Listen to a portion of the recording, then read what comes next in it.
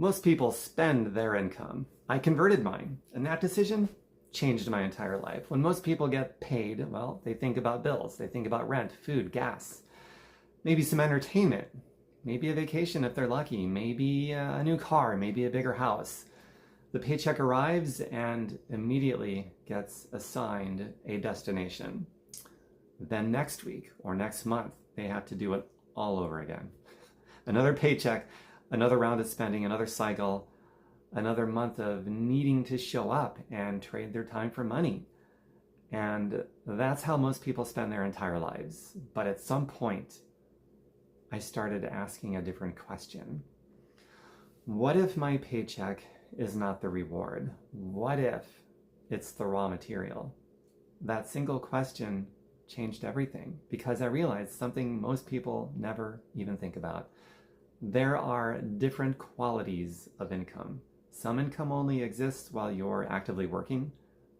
The moment you stop, the income stops. That is a low quality income. Other income keeps showing up whether you're working or not. One type constantly demands more of your life. The other type gradually gives your life back. Once I understood that distinction, I stopped looking at income the way everyone else does. I stopped asking how much money could I make. I started asking what I could convert that money into.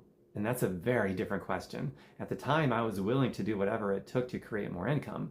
I worked the traditional jobs. I built businesses. I drove. I hustled. I traded my time and effort for money just like millions of other people.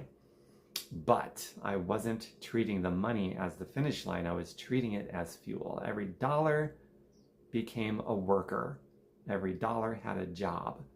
Its job wasn't to buy more stuff. Its job was to help me buy assets. And eventually, those assets started producing income of their own. That's when everything began to change because most people are focused on increasing their income. Very few people are focused on upgrading the quality of their income. Those are not the same thing. Imagine two people making exactly the same amount of money. One spends nearly everything they earn. The other consistently converts part of that income into assets that produce more income. At first, their lives look identical, but time is quietly working in the background. A year later, they're different. 5 years later, they're dramatically different.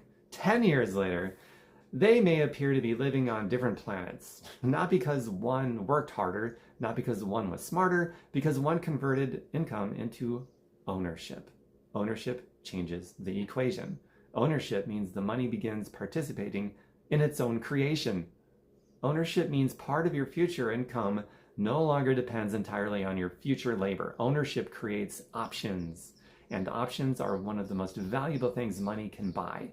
When I eventually started purchasing rental properties, I wasn't buying buildings.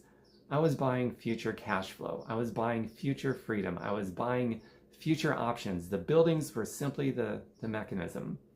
The real goal was creating income that didn't require me to personally show up every day. And that's where I think many people get confused. They hear the phrase passive income and immediately think it's about being lazy. It's not. Passive income is not about avoiding work. It's about changing when the work occurs. Most people work first and get paid once. Asset owners work first and can potentially get paid for years. The effort happens up front. The reward happens later. And that's why so few people do it, because in the beginning it feels unfair. You're doing a lot and receiving very little. Sometimes you're doing a lot and receiving nothing. Most people quit right then and there. They decide it isn't working. They decide it takes too long. They decide the rewards they're just not worth it. But that's exactly the stage where the future is being built. Every meaningful asset I've ever owned required delayed gratification, every single one. The reason most people never escape the cycle is because they're trying to maximize today's comfort. Wealth is usually built by maximizing future freedom. Those are often very different decisions. So I retired at age 32, not because I inherited money, not because I won the lottery, not because I discovered some secret investment. I simply made a decision that most people never make. I stopped viewing income as something to spend. I started viewing income as something to convert. that transition changed everything. And the beautiful thing is that it doesn't matter where you're starting from. Maybe you're a teacher, maybe you're a nurse, maybe you're a mechanic, maybe you're driving Uber, maybe you're delivering DoorDash, maybe you're working 2 jobs right now.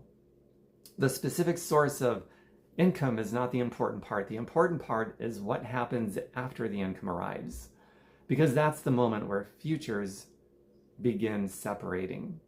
One person spends, one person converts, one person consumes, one person accumulates, one person stays dependent on future labor, one person gradually builds future freedom. And those decisions compound. The future is going to arrive whether you're ready or not. 5 years from now will happen. 10 years from now will happen. The question is whether that future will reward your decisions or expose them. Because time amplifies everything. Good decisions, bad decisions, disciplined behavior, undisciplined behavior. Time eventually reveals the truth. So here's the question I want to leave you with. When your next paycheck arrives, what job will it have? Will it disappear? Or will it help build something that keeps paying you long after that paycheck is gone? Let me know in the comments. And if you're interested in building ownership, leverage, passive income, and long-term financial freedom, subscribe to this channel, because that's what this channel is all about.